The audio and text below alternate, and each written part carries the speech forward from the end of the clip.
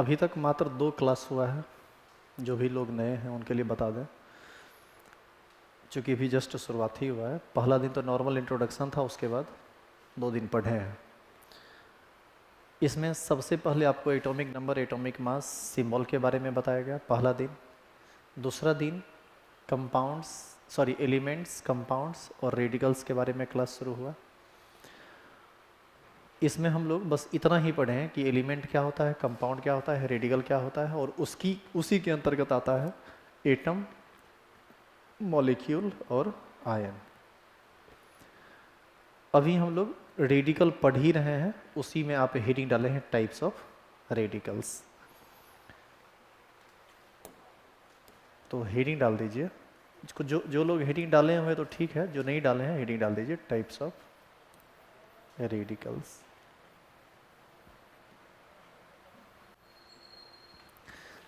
इससे पहले कि हम आज का क्लास स्टार्ट करें, पहले थोड़ा कुछ सोचना समझ लीजिए जो लोग नए हैं उनके लिए।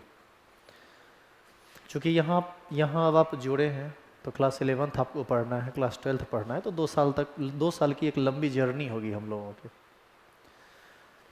तो इसमें सबसे ज़्यादा ज़रूरी ये हो जाता है कि कोचिंग के सारे सिस्टम को हम समझें जो आपकी सुविधा के लिए दिया गया है।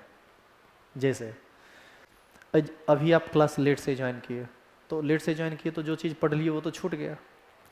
मान लीजिए कल के डेट में कभी आप किसी शादी में जाएंगे या आपका तबीयत खराब हो जाए, तो उस समय भी आपका क्लास छूट जाएगा। तो ऐसी स्थिति में यहाँ ऑनलाइन और ऑफलाइन दोनों व्यवस्था है, आप पढ़ाई कर सकते हैं, कोई दिक्कत नहीं है।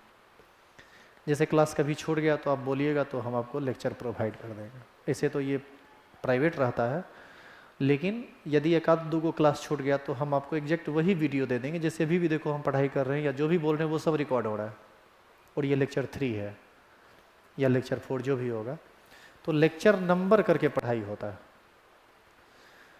तो आज है आपका लेक्चर नंबर 3। इससे पहले 2 लेक्चर हुआ है, लेक्चर 1 एंड लेक्चर 2। तो आप लेक्चर नंबर लिखते जाइएगा सभी लोग। लेक्चर 3 जैसे L3 लिख दीजिएगा, ऐसे मतलब ऐसे लिखिएगा L3, डेट डाल दीजिएगा किस डेट में आप पढ़े। इससे क्या होगा ना कि क्लास कैटेगराइज मतलब सेपरेट होता चला जाएगा डेली, कि एक दिन में आप क्या क्या पढ़े। और दूसरा फ़ायदा क्या होगा कि आपको कि कभी किसी लेक्चर की ज़रूरत पड़ी तो आप सीधे बोलिएगा कि सर हमको लेक्चर 22 चाहिए, हम फटाक से निकालेंगे, आपको प्रोवाइड कर देंगे। व्हाट्सएप पर लिंक आपको भेज दें या जैसे भी हो, जिस तरह से आप जुड़े हुए हैं। तो इसके लिए आपको सबसे पहले क्या करना है कि हमारा देखो अपना एप्लीकेशन भी है, शारदा डिजिटल एक ऐप है जिस पर हमारा ऑनलाइन क्लास चलता है।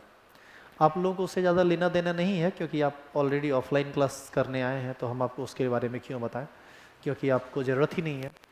लेकिन कभी कभी मान लो कि यूट्यूब पर संडे को क्लास लिए तो यूट्यूब पर क्लास लाइव होता है, तुम आओ नहीं आओ, जैसे होता क्या है ना कि संडे को बहुत सारा काम है, कुछ लोग कह दिया कि सर हम नहीं आ पाएंगे, तो जितना भी एक्स्ट्रा क्लास होता है या आईआईटी सेक्शन का क्लास होता है वो सब, या जो भी लेवल का क्लास होता है वो यूट्यूब पर भी रहता है और ऑफलाइन मोड में भी रहता है। जो क्लास में आके पढ़ना चाहे क्लास में पढ़ सकता है, जो घर पर ऑनलाइन पढ़ना चाहे ऑनलाइन पढ़ सकता है, लाइव पढ़ना चाहे लाइव पढ़ सकता है, रिकॉर्ड लेक्चर देखना चाहे रिकॉर्ड लेक्चर देख सकता है। तो इसके लिए सबसे ज़रूरी है कि आप किस प्लेटफॉर्म से जुड़ेंगे, यही इम्पोर्टेंट है। तो आपको दो चीज़ से जोड़ना है जो हमारे और आपके रिगार्डिंग है। सबसे पहला यूट्यूब चैनल शारदा केमिस्ट्री के नाम से यूट्यूब है, आप उसको देख लीजिएगा। सब्सक्राइब करने का मन हो कीजिए, हम सब्सक्राइब बढ़ाने की बात नहीं कर रहे हैं, बहुत लोगों के मन में ये सब बात आ जाता है। तो आप क्या करना, शारदा केमिस्ट्री चैनल सब्सक्राइब करना हो तो कर लीजिएगा, नहीं मन हो तो मत कीजिएगा। उसी चैनल पर हम आपको ये सब देंगे। अब जैसे यदि मान लीजिए कि आप चैनल सब्सक्राइब किए हुए हैं तो आप लाइव यदि हम होंगे तो आपको नोटिफिकेशन चला जाएगा, तो एक के बार में आप पता कर लीजिएगा, नहीं तो ढूंढते रहिएगा कि कहाँ है, सर्च करते रहिएगा। तो आप सभी लोग एक ज्वाइन कर लीजिए शारदा केमिस्ट्री यूट्यूब चैनल, सबका सब कैपिटल लेटर में लिखेगा, SHARDA शारदा केमिस्ट्री, सबका सब कैपिटल लेटर में। हम चैनल अभी आपको दिखा भी देते हैं। और दूसरा उससे भी ज़्यादा इम्पोर्टेंट है ज्वाइन करना, ये टेलीग्राम चैनल। और टेलीग्राम चैनल भी है शारदा केमिस्ट्री, और वो भी सबका सब कैपिटल लेटर में, ठीक है। तो टेलीग्राम चैनल तो हम नहीं यहाँ दिखा सकते हैं, यूट्यूब आपको दिखा देते हैं। यूट्यूब ये है चैनल।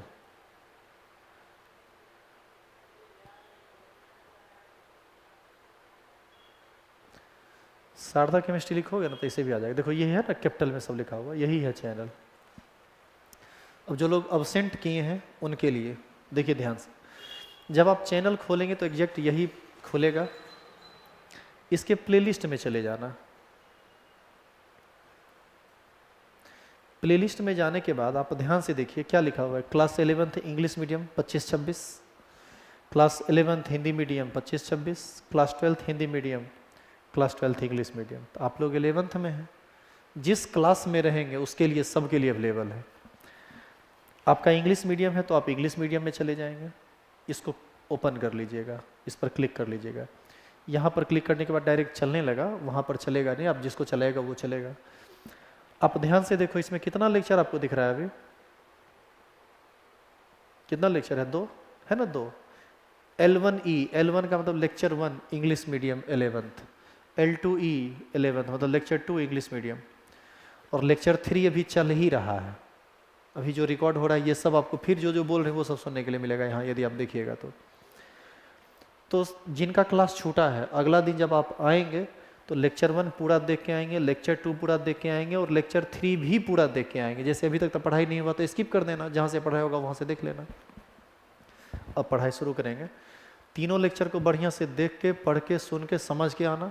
अगला दिन जब तुम आओगे तो हम तुमसे पूछेंगे कि पीछे के किसी टॉपिक में तुमको दिक्कत भी है, उसको सॉर्ट आउट करके तब आगे बढ़ेंगे।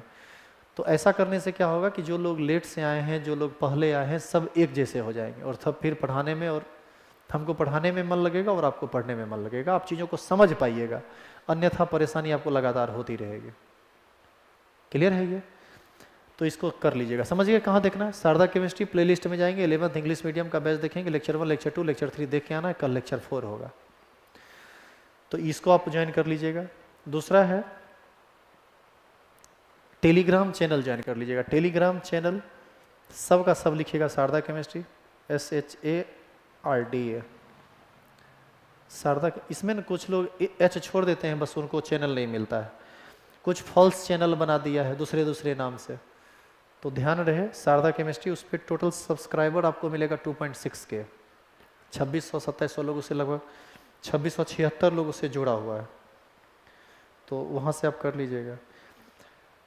और यदि आपको इससे नहीं मिले ना तो उसमें एक लिंक आप देख, उसमें डालिएगा शारदा केमिस्ट्री ऑफिशियल, तो वो डायरेक्ट वही ग्रुप आएगा, दूसरा कोई नहीं आएगा। काहे कि लिंक से दूसरा कोई आ ही नहीं सकता है, एक लिंक पर एक ही खुलता है। क्या लिखना है? शारदा केमिस्ट्री ऑफिशियल, उसको ज्वाइन कर लीजिएगा। और लड़की लोगों के लिए खास सोचना, देखो होता क्या है ना कि किसी भी ग्रुप में आप जुड़ते हैं तो आपकी प्राइवेसी हमारी प्रायोरिटी होती है, कि आपका नंबर कोई ना ले या आपका फ़ोटो इधर उधर ना हो, इन सब चीज़ों के लिए।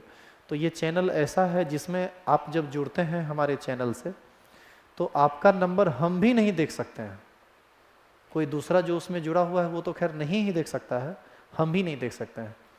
तो फुल्ली सिक्योर है, आप टेंशन नहीं लेंगे, आप आराम से इत्मीनान से जुड़िए।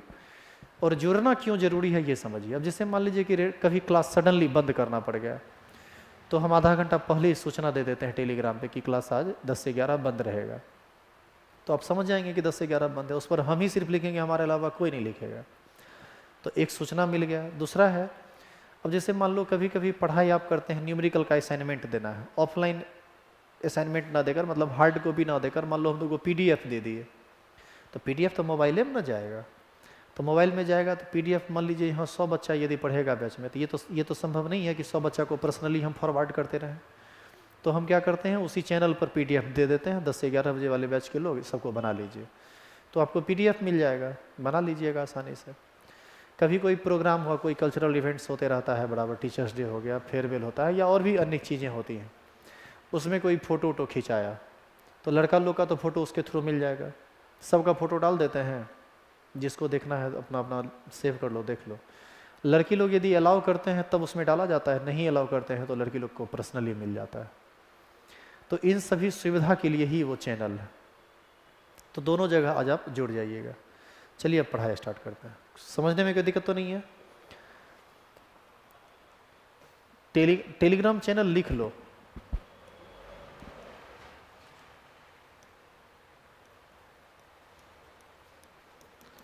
टेलीग्राम चैनल है,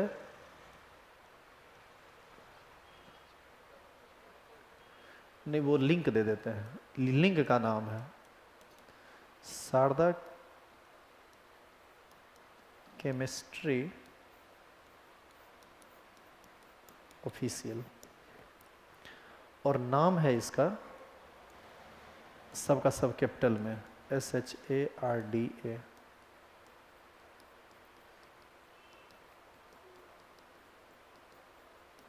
ऐसे ये वाला डालिएगा तब मेरा ही आएगा, लिंक डालने की ज़रूरत भी नहीं पड़ेगी। यदि आप कंफ्यूज होइएगा तब लिंक डालिएगा, इससे तो एक बार में वही खुलता है।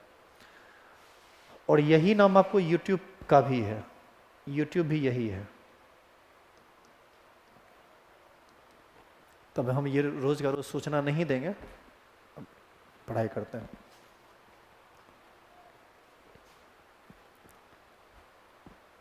करें आगे, शुरू करें।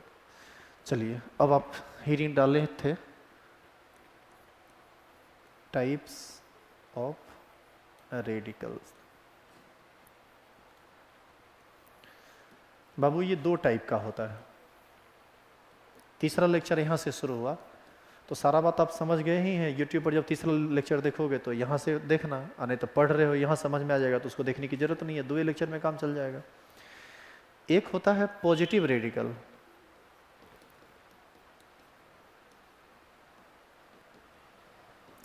इसका एक और नाम होता है बेसिक रेडिकल, और इसका एक और नाम होता है इलेक्ट्रोपॉजिटिव रेडिकल। और इसका जो दूसरा टाइप है वो, इसको हम लोग बोलते हैं निगेटिव रेडिकल।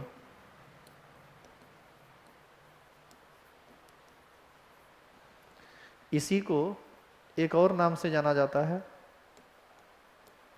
एसिड रेडिकल, और इसी को एक और नाम से हम जानते हैं इलेक्ट्रो निगेटिव रेडिकल। इसका कोई डेफिनेशन आपको नहीं जानना है, सिर्फ एग्जाम्पल देखिए, एग्जाम्पल से ही आपको समझ में आ जाएगा।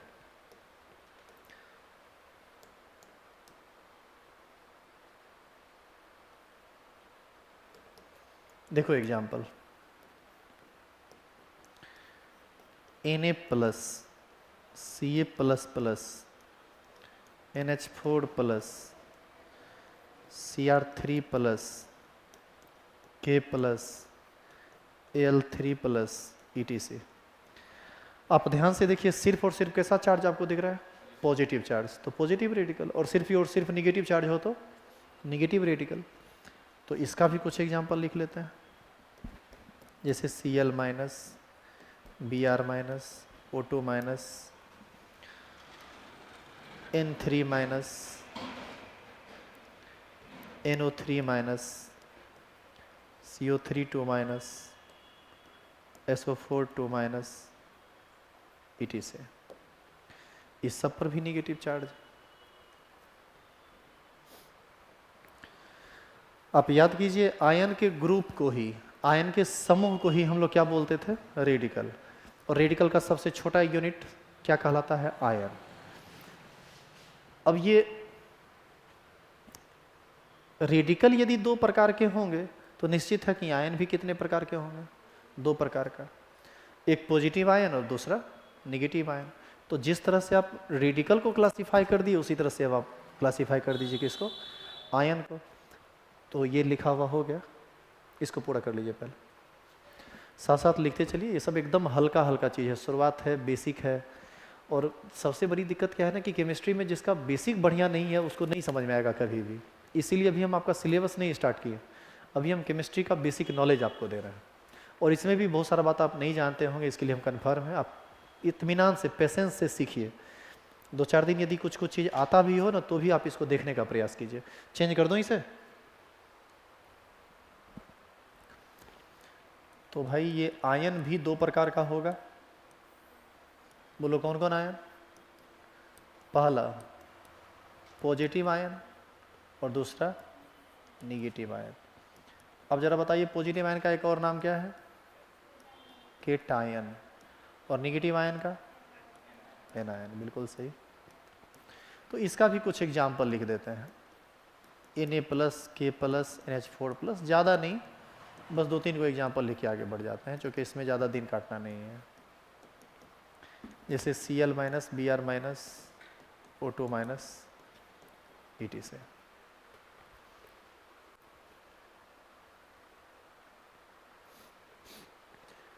यहाँ पर आयन का चर्चा हम इसलिए लाए हैं क्योंकि आयन में एक जगह थोड़ा सा उलझन होता है। अब क्या उलझन है इसको समझते हैं।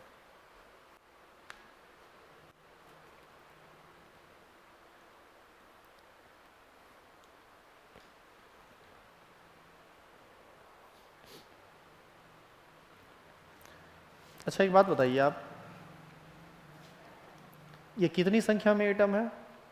एक एटम ही है ना। इसकी संख्या यदि ज़्यादा करनी हो तो ये 4 एटम, ऐसे लगते हैं तो 14 एटम, यही ना रिप्रेजेंट होता है। अब सुनो, यदि हम Na पर प्लस लिख दिए तो इसको हम लोग बोलते हैं सोडियम आयन। यदि हम O पर 2 माइनस लिख दें तो इसको बोला जाएगा ऑक्साइड आयन। नाम अलग अलग है, नाम हम सबका बाद में बताएंगे आपको, अभी जो समझा रहे हैं उसको समझिए। K प्लस ये भी आयन है। तो इसमें ध्यान देने वाली बात यह है कि इस तीनों आयन में, जैसे Li प्लस, जैसे Cl माइनस, तो ध्यान देने वाली बात इसमें यह है कि इस सभी आयन में केवल एक परमाणु है, एक केवल एक एटम है, सोडियम का, ऑक्सीजन का, पोटासियम का, लिथियम का और क्लोरीन का। लेकिन जरा आप इस आयन को देखिए तो क्या इसमें एक एटम है? कितना एटम है? अब देखिए इस कितना बारीक चीज है, सो देखिए। एक आदमी ने कहा कि इसमें 2 एटम है, हम कह रहे हैं कि इसमें 5 एटम है, तो दोनों में अंतर है। देखिए हम 2 बातें यहां बोल सकते हैं। हम ये कह सकते हैं कि इसमें 2 तरह का एटम है, और दूसरा हम ये कह सकते हैं कि इसमें टोटल 5 एटम है कि नहीं? 1 नाइट्रोजन और 4 ऑक्सीजन। तो इसको अमोनियम आयन बोलते हैं। इसमें टोटल एटम नाइट्रोजन का 1 और हाइड्रोजन का 4 है, कुल एटम इसमें 5 है और 2 तरह का इसमें एटम है। कोई दिक्कत नहीं है इसमें। अच्छा अब आप ये बताइए कि NH4 पर कितना पॉजिटिव चार्ज हम दिए हुए हैं? 1 पॉजिटिव चार्ज है। तो ये पॉजिटिव चार्ज किस पर है? नाइट्रोजन पर, या सभी चारों हाइड्रोजन पर, या सब पर? सब पर या किसी एक पर? सब मिला के देखो। तो ऐसा तो नहीं है कि एक पॉजिटिव चार्ज को 5 भागों में बांट के सब पर थोड़ा थोड़ा दे दें, ऐसा है क्या? नहीं, इन्हीं सभी चीजों को समझना है। तो पहले आप ये बताइए कि ये लिखा हुआ हो गया था ना, तो इसको पहले क्लासिफाई कीजिए। आयन का क्लासिफिकेशन एक और आधार पर होता है, on the basis of total number of atoms. एक होता है मोनो एटॉमिक आयन और एक होता है पॉली एटॉमिक आयन। यहाँ पर हम चार्ज की बात नहीं करेंगे कि कितना, कैसा चार्ज है, पॉजिटिव है या निगेटिव है। हम यहाँ पर एटम की बात करेंगे कि उस एटम में टोटल नंबर ऑफ एटम्स कितना है। तो जैसे लिखते हैं हम यहाँ आयन, एक आयन होता है बाबू मोनो एटॉमिक,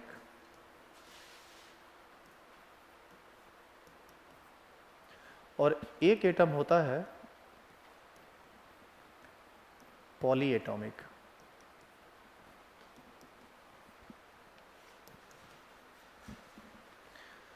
एग्जाम्पल देखेंगे तो थोड़ा ज़्यादा बेहतर समझ में आएगा।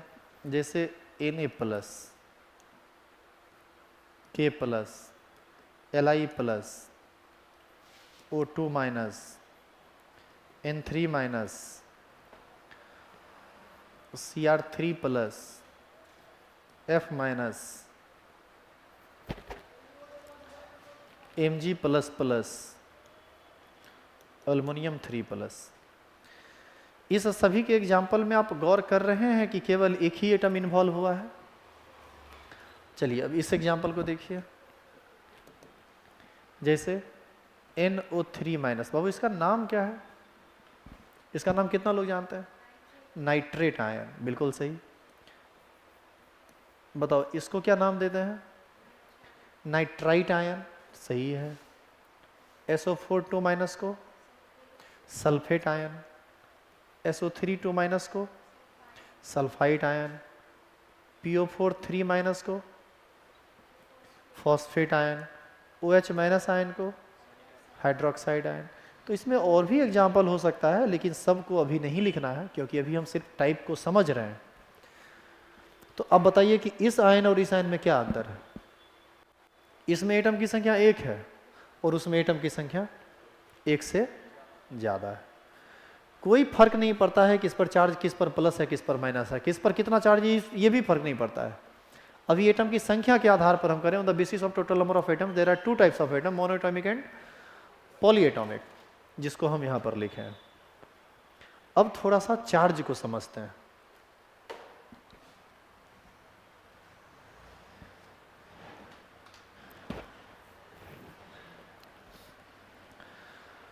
पहले तुम एक बात बताओ, किसी भी चीज पर पॉजिटिव चार्ज कब आता है? नहीं, उसको छोड़िए, उसको हटाइए, पहले इसको देखिए।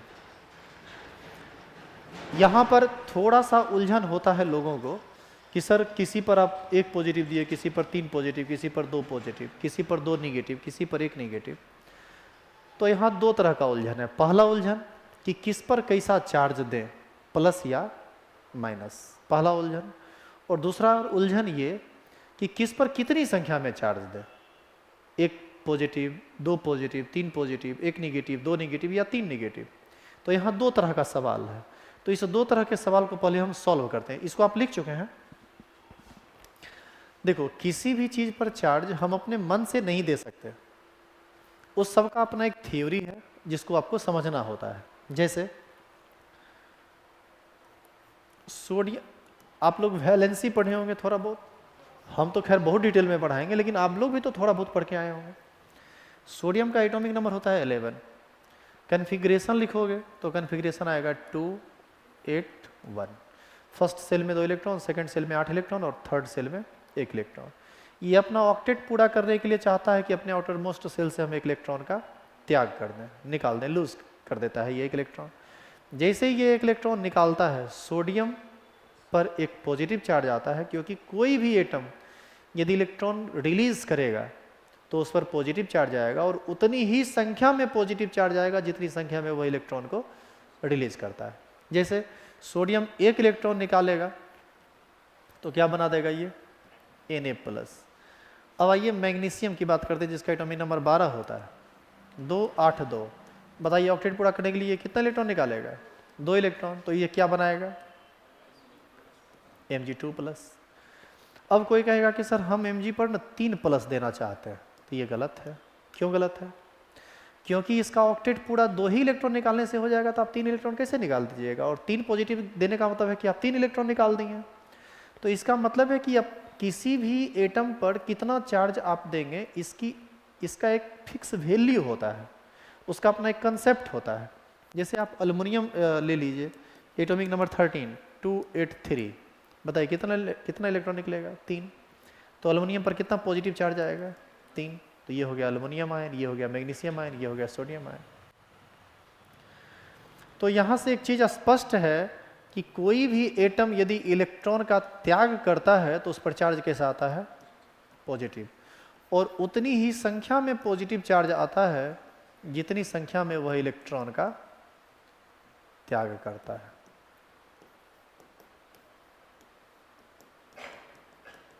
अच्छा, 3 पॉजिटिव को हम ऐसे भी लिख सकते हैं, ऐसे भी लिख सकते हैं और ऐसे भी लिख सकते हैं, ठीक है। तो हम ऐसे भी लिखें तो एक ही बात है। तो एल्युमिनियम 3 पॉजिटिव प्लस 3 इलेक्ट्रॉन। इसी प्रकार यदि तुम इलेक्ट्रॉन को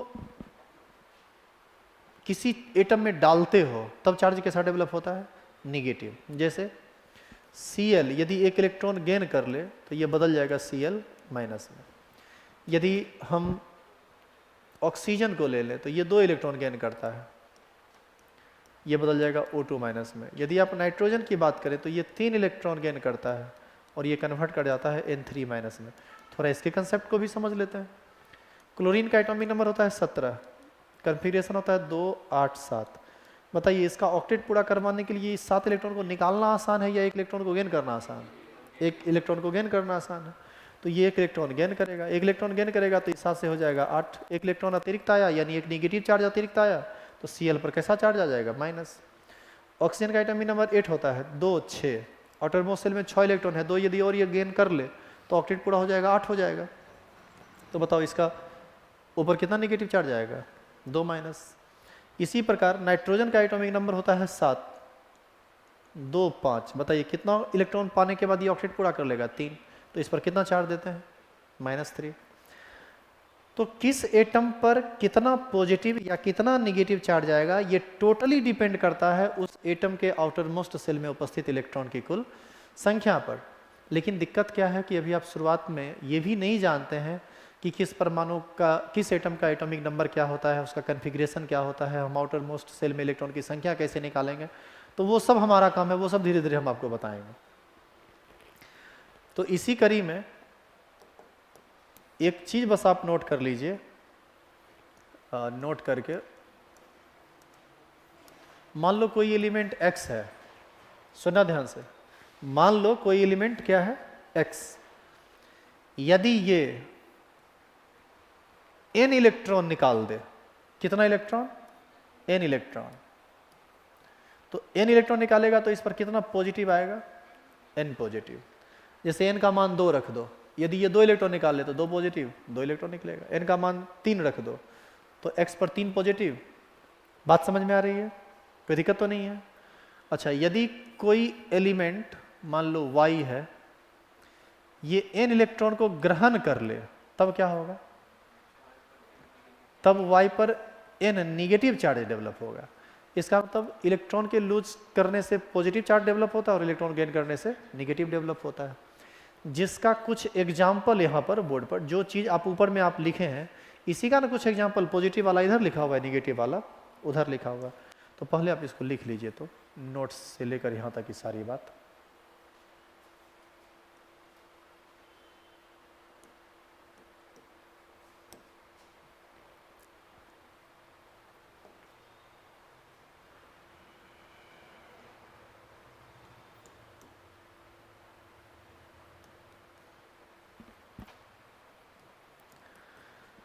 आपको यह भी ध्यान रहे कि इलेक्ट्रॉन का जब त्याग होता है तो इलेक्ट्रॉन राइट साइड लिखाता है, और इलेक्ट्रॉन जब ग्रहण होता है, गेन होता है, तो इलेक्ट्रॉन लेफ्ट साइड लिखाता है। देखिए तो जरा, इसमें इस चीज को जोड़ रहे हैं तो ये ग्रहण होना रिप्रेजेंट कर रहा है, और इससे ये चीज अलग हुआ तब ना अलग अलग लिखा गया।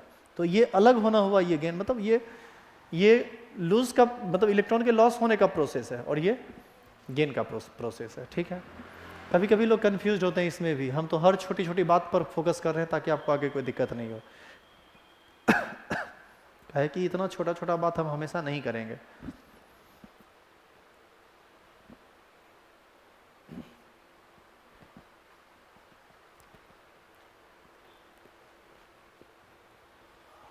और उम्मीद है कि आप ये सब बात ऑलरेडी जानते होंगे, ये कोई नया बात आपके लिए नहीं होगा। लेकिन फिर भी लिख लीजिए, कुछ लोग नहीं जानते हैं तो वो भी साथ चल सकें। क्या है कि 11th का बैच स्टार्ट होगा, 11th का जब सिलेबस स्टार्ट होगा तब तो हर बात नया हो जाएगा, तो तब तक पेशेंस रखना है।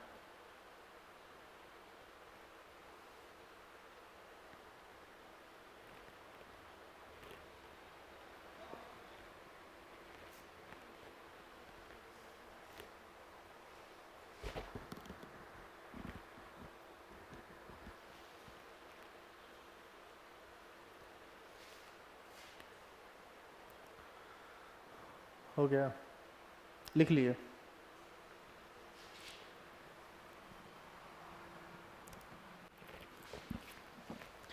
चलिए, यहां पर आप ये समझ रहे the charge of mono atomic ion. अब ध्यान दीजिए, सब मोनो एटॉमिक है। अब हम लोग समझेंगे charge of poly atomic ion. एक एग्जाम्पल लेते हैं, लिखा हुआ था वो, देखो जैसे तुम लिखते हो NO3 पर माइनस, जनरली आप इसमें फंसेंगे, ये आपके लिए हो सकता है नई बात हो। सबसे पहली बात आप ये बताइए कि इसमें टोटल एटम कितना है? 4। कितने तरह का एटम है? 2 तरह का। टोटल चार्ज कितना है? 1 माइनस। तो सबसे पहले आप चार्ज को हटाइए, पहले आप NO3 को समझिए। NO3 यदि साथ लिखा हुआ है इसका मतलब है कि ये आपस में जुड़ा हुआ है। NO।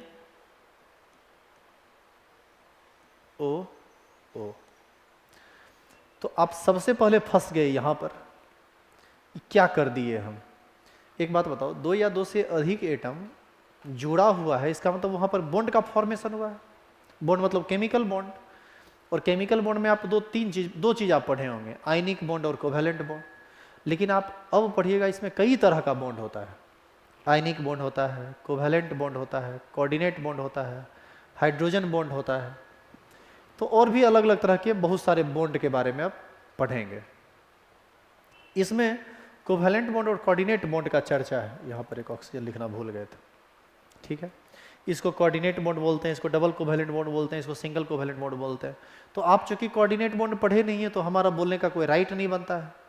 लेकिन हम यही सिर्फ आपसे कहेंगे कि NO3 में ये चारों एटम आपस में इसी तरह से जुड़ा होता है जैसे यहाँ लिखा हुआ है।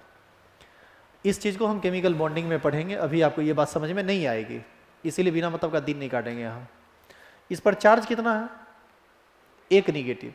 इस एक निगेटिव का ये मतलब नहीं है जैसे आप कुछ लोग बोल रहे थे कि सब पर एक निगेटिव, नहीं, ये सब पर निगेटिव नहीं है, ये केवल एक निगेटिव है, और एक निगेटिव केवल एक ही पर हो सकता है। अब वो किस पर हो सकता है बताइए आप? ऑक्सीजन भी 3 गो है, किस पर निगेटिव चार्ज है? जिस पर कोऑर्डिनेट बॉन्ड है? नहीं, ये निगेटिव चार्ज इस पर है। लेकिन ये आप कैसे डिसाइड करेंगे कि इस पर है? जैसे आपको हम कैसे कह दें कि ये गलत है? इस चीज़ को समझने के लायक अभी आप नहीं हुए हैं, इसलिए अभी हम इसको रोकते हैं। और इसीलिए हम बस इस टॉपिक को यहीं पर स्टॉप कर देते हैं कि अभी आप पॉली एटॉमिक आयन के चार्ज को नहीं समझ सकते। ये आपको समझ में आएगा तब जब आप पढ़ेंगे केमिकल बॉन्डिंग, और वहाँ पर हम आपको इसको समझाएंगे कि ये कैसे आता है। इसीलिए इसको हम ड्रॉप कर रहे हैं। समझ में आया कि क्यों हम ड्रॉप किए हैं? अन्यथा हम यही समझा देते, और यदि समझना चाहते हैं थोड़ा बहुत समझ सकते हैं। बताओ तो ये किसका फॉर्मूला लिखा हुआ है? HNO3, nitric acid. Nitric acid का स्ट्रक्चर ऐसा होता है। कोई ये बता सकता है कि नाइट्रिक एसिड पानी में कैसे टूटता है?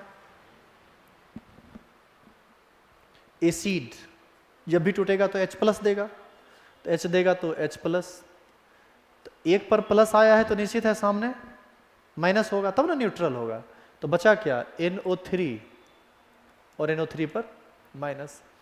यही है HNO3 इस फॉर्म में। जब ये टूटेगा ना तो ये बॉन्ड टूट जाता है, और ये बॉन्ड में 2 इलेक्ट्रॉन है, दोनों का दोनों इलेक्ट्रॉन आ जाता है ऑक्सीजन पर। तो ऑक्सीजन को 1 इलेक्ट्रॉन का फायदा हो जाता है, हाइड्रोजन को 1 इलेक्ट्रॉन का नुकसान हो जाता है, और ये टूटता है H+ में, और NO3- इसी को बोलते हैं। लेकिन बाबू इस सबको अभी मत समझो, माथा का दर्द हो जाएगा। अभी हम तुमको समझा भी नहीं पाएंगे, क्योंकि कुछ बात हम बोलेंगे तुमको बुझे भी नहीं करेगा। इसीलिए इसको हम रोकते हैं। इस सब को हम देखेंगे केमिकल बॉन्डिंग में। तब तक आपको बहुत कुछ सीखना पड़ेगा उसको समझने के लिए। तो क्या आप यहाँ तक समझ चुके हैं? चलिए, अब हम ये समझते हैं कि किसी भी चीज़ पर कोई भी चीज़ इलेक्ट्रॉन लूज करता है तो उस पर एक पॉजिटिव चार्ज आता है, और कोई इलेक्ट्रॉन गेन करता है तो उस पर नेगेटिव चार्ज आता है। तो इसके पीछे का क्या कारण है? तो किसी भी न्यूट्रल एटम में, जैसे सोडियम है, बताइए तो एटम का निर्माण किस किस चीज़ से होता है? फंडामेंटल पार्टिकल्स ऑफ एटम क्या है? इलेक्ट्रॉन है, प्रोटॉन है, और न्यूट्रॉन है। 3 चीज़ से निर्माण होता है।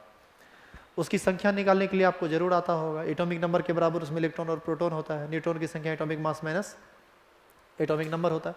चलो नहीं जानते हैं तो हम लिखा देंगे, लेकिन फिलहाल जानिए, इलेक्ट्रॉन में टोटल 11 प्रोटॉन होता है और 11 इलेक्ट्रॉन होता है। एक प्रोटॉन पर एक पॉजिटिव चार्ज तो 11 प्रोटॉन पर 11 पॉजिटिव चार्ज, एक इलेक्ट्रॉन पर एक निगेटिव चार्ज तो 11 इलेक्ट्रॉन पर 11 निगेटिव चार्ज। 11 पॉजिटिव 11 निगेटिव को न्यूट्रल कर देता है, और सोडियम पर किसी प्रकार का कोई चार्ज नहीं है। आपसे एक क्वेश्चन पूछा जाता होगा, atoms are neutral, why?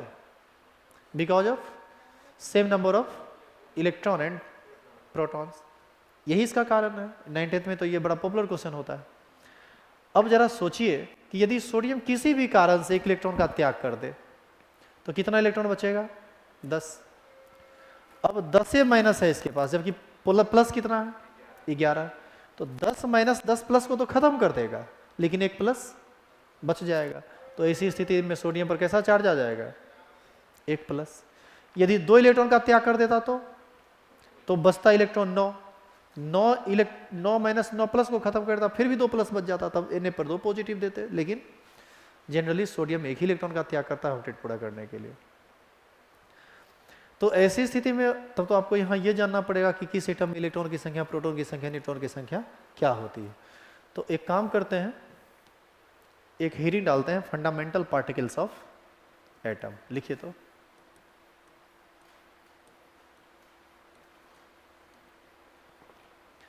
Fundamental particles of atom.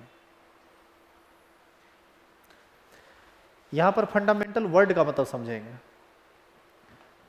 अच्छा, आप लोग 10th पास करके आए हैं, सिविक्स पढ़ते होंगे आप लोग सोशल साइंस में। उसमें फंडामेंटल राइट्स की बात हुई है, जिसको हम लोग मौलिक अधिकार बोलते हैं। नहीं, बोलने की स्वतंत्रता है, इस सब तरह का। तो इतना हमको याद नहीं है कि कौन कौन है, पढ़े थे कि नहीं, याद है? याद है आपको? बताइए क्या क्या है। राइट टू, ओके,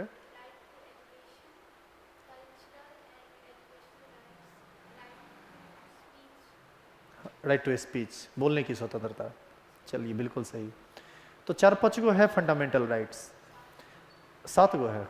चलिए ठीक है, 7 गो राइट्स है फंडामेंटल राइट्स। सिविक्स चूँकि हम लोग बहुत दिन हो गया तो नहीं जानते इधर क्या क्या ऑपरेट हुआ है, नहीं याद है, केमिस्ट्री छोड़ के फुर्सत ही नहीं मिलता है। तो कहने का ये मतलब है कि what do mean by fundamental rights, what does it mean? Fundamental word का यहाँ क्या मतलब है? फंडामेंटल राइट्स का मतलब होता है कि ऐसा अधिकार जो सबका हो, डीएम हो, कलेक्टर हो, भिखारी हो, यदि देश का है नागरिक तो सबका ये अधिकार होना चाहिए। सबका हो, यही हुआ फंडामेंटल। तो उसी प्रकार जैसे हम लिखें फंडामेंटल पार्टिकल्स ऑफ एटम, इसका क्या मतलब? वह पार्टिकल जो सभी एटम में रहता है उसी को क्या बोलते हैं? Fundamental particles. और फंडामेंटल पार्टिकल्स के अंतर्गत 3 पार्टिकल आता है, एक आता है इलेक्ट्रॉन, एक आता है प्रोटॉन और एक आता है न्यूट्रॉन। तो लिखेंगे there are 3 fundamental particles of atom.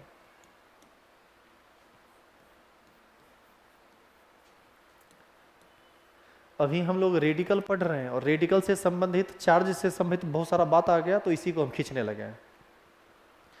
There are 3 fundamental particles of atom.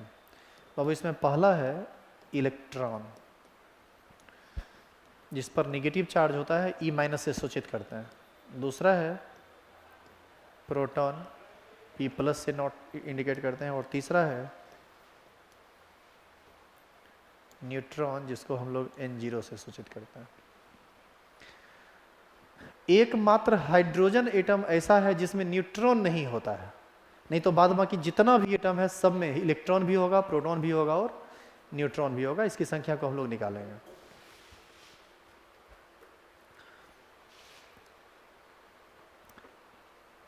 चलिए, इससे पहले कि हम आगे बढ़ें फिर कुछ बात देखते हैं। देखो इधर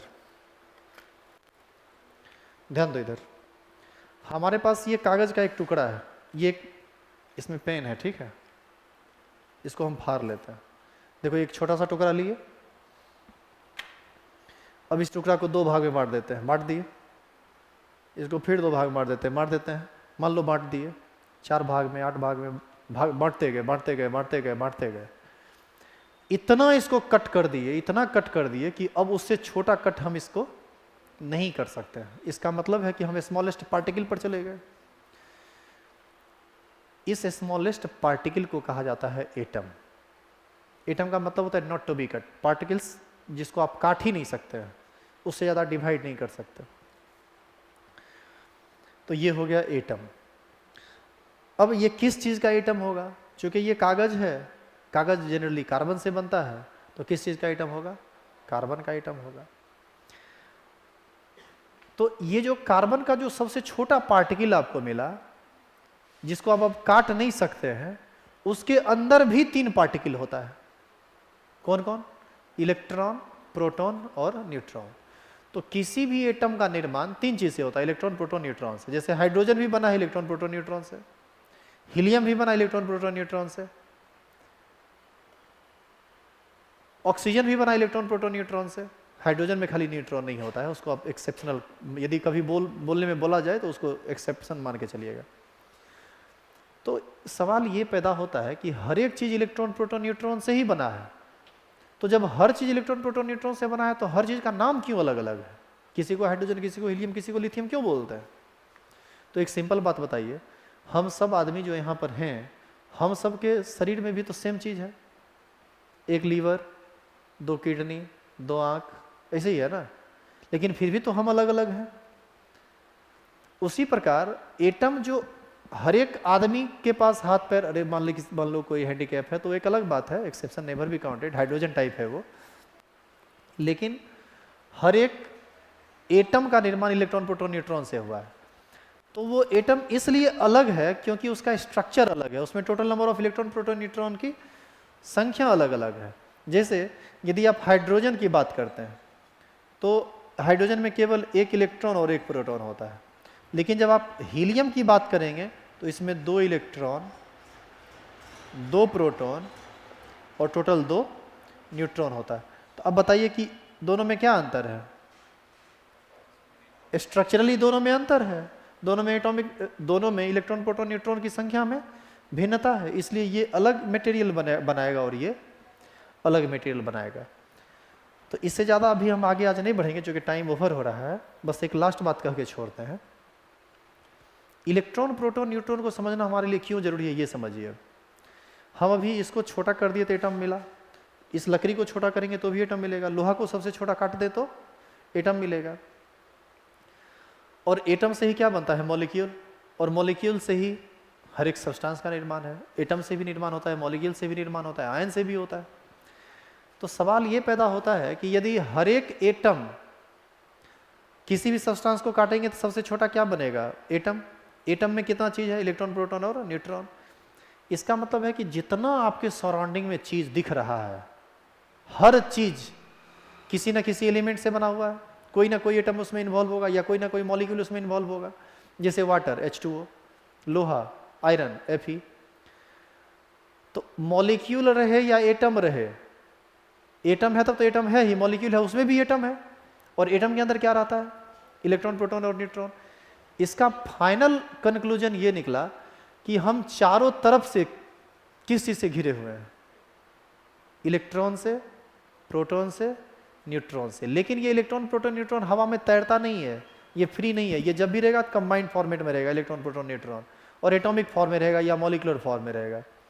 तो यही एटम और मॉलिक्यूल हमको दिखता है। जैसे पानी दिख रहा है, पानी क्या है? कंपाउंड। उसका सबसे छोटा पार्टिकल क्या होगा? मॉलिक्यूल। मॉलिक्यूल के अंदर क्या होगा? एटम। एटम के अंदर क्या होगा?